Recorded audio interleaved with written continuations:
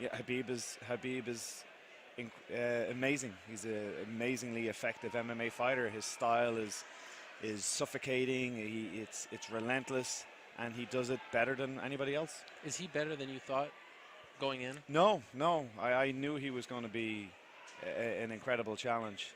I've watched him for a long, long time. No, that wasn't surprising how good he was. Do you think Habib is one of the best fighters today, or the best? I think pound for pound, arguably one of the best fighters in the sport right now, for sure. He's got everything firing. I mean, his submission game's great. He's developing a very, very strong striking game. He brings a very tenacious attitude, and he's literally like a pit bull on a chew toy. He's not letting that go. So I like watching him fight. And there's some similarities in the way he likes to fight and the way I like to fight. So that's a good question. Khabib, he just keeps going and just different animal. Yeah, and it's also the wrestling. Yeah, like Khabib's wrestling is not just a level above everybody else, but multiple levels. Yeah, like he just. I heard like heavy guys. I'm talking about heavyweights talking about Khabib's pressure on the ground being on top. Yeah. Yeah. Taking that seat belt around, taking his hands, moving that leg up, just neutrals the guy totally. So, Luke Rockhold said he never loses a round in training. Oh, he said? He said he doesn't lose a round. Yeah, Khabib. Khabib doesn't lose a round. He just smashes everybody. That's insane, man. Everybody who wrestles with him are like, fuck, here we go. Time to go through the grinder. It's like. But let me tell you something. Khabib is the greatest light heavyweight in the history of UFC. He is the greatest light heavyweight in the history of UFC, arguably the greatest UFC fighter in history as well. His performance was flawless. Poirier is a true competitor, a true adversary. Poirier is the real Rocky Balboa. He's the real Rocky Balboa. Him, Frankie Edgar, in my opinion, those guys are the real Rockies. He was just flawless, man. This is his time. He's head and shoulders above. He is head and shoulders above. When you have a victory like that over an interim champion, that is something spectacular. He controlled that fight completely, with the exception of one flurry. I believe it was in the second round, and I didn't think that flurry was that bad. I know Khabib was backpedaling, but I didn't think he was in real danger. I think he was just trying to reset. The takedowns were phenomenal. The top position was phenomenal. The jiu-jitsu was phenomenal. The submission was, in my opinion, too tight to escape. Poirier had no choice but to tap. Poirier did a very good job of trying to escape the top position, the gut wrench position, but in my opinion, it was just, we're talking about different level of gut wrench here. And he proved that he's the greatest lightweight ever. Habib is an extremely humble individual. Personality-wise, he's actually not built to be a superstar in that sense, because he's such a humble, modest man. If he were more outlandish, a little bit more cocky and bravado, which his fighting ability, he's the best fighter in the world. If it backed up a little bit more, he would have 5 times as many followers. So if anything, his humility and how humble he is, as far as a marketing standpoint, kind of hurts him. I mean, and I don't ever want Habib to change. I think it's a breath of fresh air in our culture to not. Look, man, we're now living in everybody wants to be Instagram famous. Everybody wants to do reality TV shows. There's all this, all these superstars with no substance, I mean, how many times do you see someone famous and you're like, what do they do? Famous for the sake of being famous. And Habib is the exact opposite. He's famous because he's a man of great quality, great representative of his religion, of his people in Dagestan, and of the culture of MMA. I couldn't ask a better person to represent. Khabib doesn't play jiu-jitsu with you. He doesn't turn it into a jiu-jitsu match. He locks up your arms, he gets into a safe position and beats you up. He ties up your legs so you can't get up and beats you up. And even if you somehow do manage to work your way up slowly, he beats you up the whole way up and then brings you back down. Like he is honestly a beast, a scary beast. Like the initial phase of the takedown, so attempting the takedown, if I had tried to take you down and you stuff it, it's harder for me. But if I get you down, solidify position, then it's harder for you. So phase 1 is hard for me. Phase 2 is harder for you. And I think the way it balances up is that like you try to have more of a phase 2 than a phase 1. But a Khabib who gets his takedowns, grinds you up against the fence. If Khabib gets you in phase 2, you're not going anywhere. You're there for the whole round. And then if you work your way up, he's still on you. He can do it again. And that's a big problem, is that transition occurs. He get up and he takes you back down. Well, and you know what's crazy about Khabib and the way he does it is like, let's say you do get up. You like Dustin got up. Against all odds, he got up, and he did get up. Khabib got out. Dustin was tired. Khabib threw 1-2 and just reshot straight away. Khabib can get the takedown from a bad shot. Like it. As long as he can catch and push you into the cage. Poirier had both underhooks with that second double, and Khabib just went to the single leg, stepped in, took him down straight away, clean. Like as long as he can touch you, as long as he has a hand on you, he can get the takedown, and it is unbelievable that level of, which opens up his whole stand-up game, because that level of threat of the takedown is ridiculous. It is remarkable. Now you fought a guy with higher credentials than him in Romero. Yeah, was Romero comparable to him? Nah.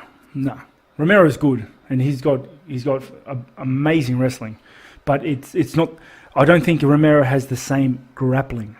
You know how we were talking about on another episode that the grappling we think is a mixture of like strikes with the jiu-jitsu element and the wrestling element. I think Khabib is the best grappler in the world, hands down. For combat grappler in the world. Yeah. Whereas Romero is a better wrestler, but not the best grappler. I think he's going to give Khabib some fritz, man. A nightmare. Because the best wrestler Khabib's ever faced, who doesn't want to wrestle. Like, in terms of wrestlers in the octagon, I mean, who's Khabib's faced? Who's better than him? I mean, you're talking about an All-American Division I champion from Khabib's UNC. faced in a fight. Has anybody had the level of wrestling that Gaethje has? No. Think about this, All-American? though. No. Think about this. He's going to be Abel Trujillo. Trejo, yeah, but Trejo was he All-American? He might have been Juke All-American, which is equivalent. He was a strong motherfucker, and he took him down like 17 times, some shit. Now, but he can't strike, so there's no fair. The one thing, Gaethje, against Gaethje, and I think Gaethje is one of the best for sure. But if Khabib can't take him down, man, how's that going to look? How is Gaethje going to look on his back? It's a real important point. He might not be able to take him down.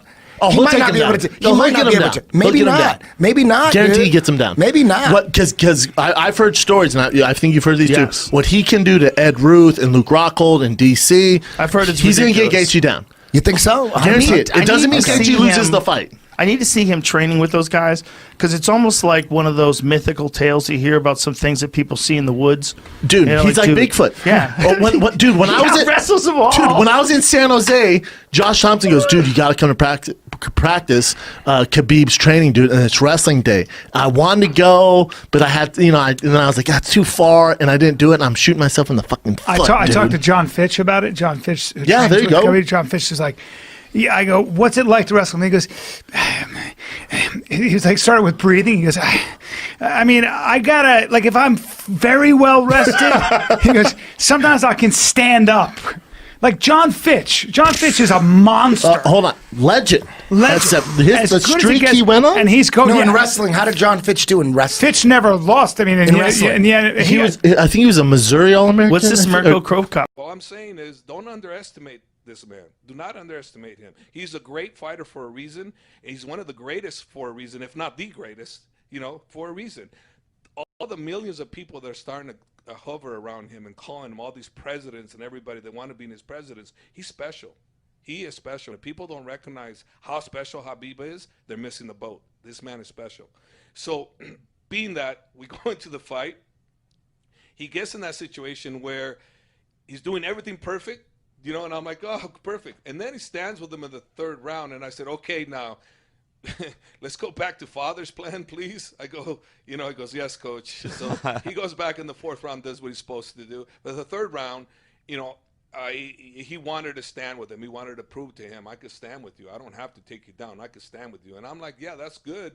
but that's not what I want. So please take him down. Now, I prepared him for during the fight. I didn't prepare for him after the fight. I didn't think about after what would happen because his father is so dear to him. His religion is everything to him. Look, listen, you guys, after the fight was over, we go to Ali's house.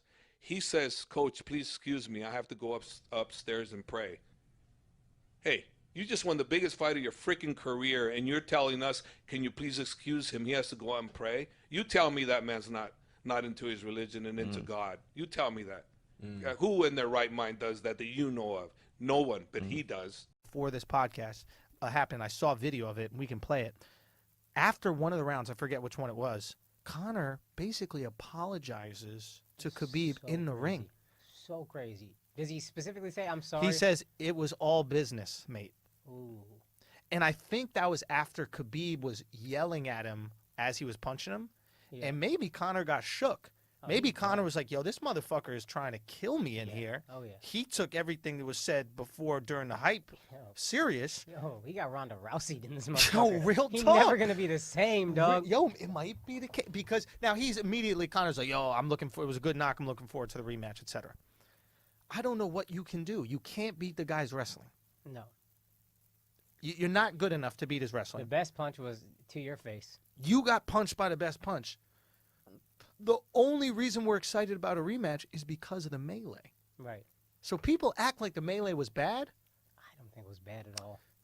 What is your take on it? You have to say, you know, you can't do that as a champion. I'm a stupid fucking analyst who has to work for Disney, and I have to pretend I care about these things. He went after, from what I saw, he went after fighters.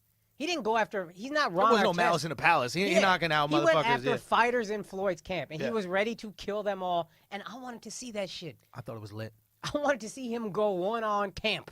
Let's go. I thought it was lit. It And was dope. Listen, Conor pulled up. Now you pulled up. What's Yeah, the difference? exact same thing. And you know what? You pulled up effectively. Conor did it when you were in a bus, and maybe it was all for charades, this, that, the other. Conor pulled up in a fucking suit or whatever the fuck. No, he was in some like exercise All right, pants. well, you know what? My man Khabib was ready to go after a fight. After the whole fight, he wanted to take on your team. Fam. Yo, Conor's catching his breath, putting his eyeballs back in his Hopped fucking that head. fucking fence like Eden when he got to this country. Son. You can't stop Son, him. when he jumped over the shit, he looked like Caesar from Planet of the Apes. Yeah. Because he did a double hand punch down. Yo, nothing. Son. Yo. He's got mad dexterity with his legs. He could have a little. You got a little ape in him? He could have a little ape in him. Little You ape can call in him. white people that, right? Yeah. That's totally fine, right? You might have a He little got ape dark in him. enough that it's uncomfortable. Yeah, I hesitated for a second, and I realized it's flagrant. Do too. you see most people climb fences? They got to kick a leg up and then kick a leg over. My man just jumped, and then his stomach on the top of the fence. Just surfed it. Yo, it was Surfing. crazy. He didn't care. He didn't fucking care. Yo, he was ready. That shit Ran was right after dope. the motherfucker had a bleached blonde hair. The dude he jumped after. Oh, yeah.